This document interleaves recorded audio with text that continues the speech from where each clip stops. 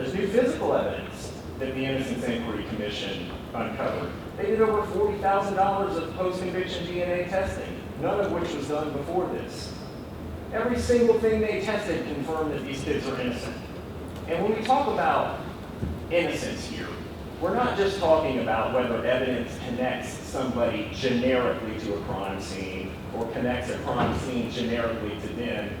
We have to look at what story is being told and what story has been told for 20 years about their guilt.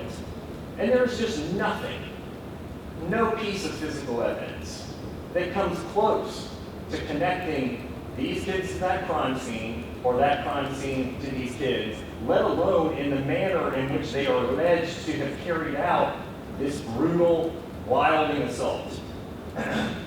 You know, I'm told, I don't have any children, but I'm told that it would be difficult for any teenage boy to make a peanut butter and jelly sandwich without leaving a trail of evidence.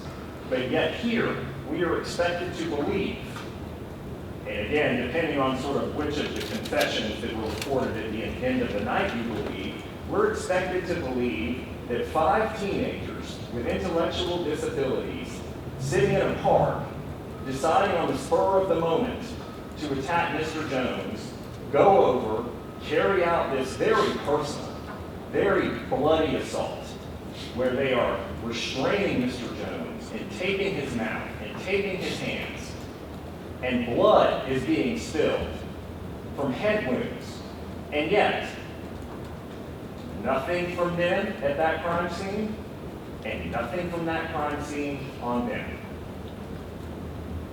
We even have one of the weapons used to actually bind and effectively kill Mr. Jones was the tape that bound his hands.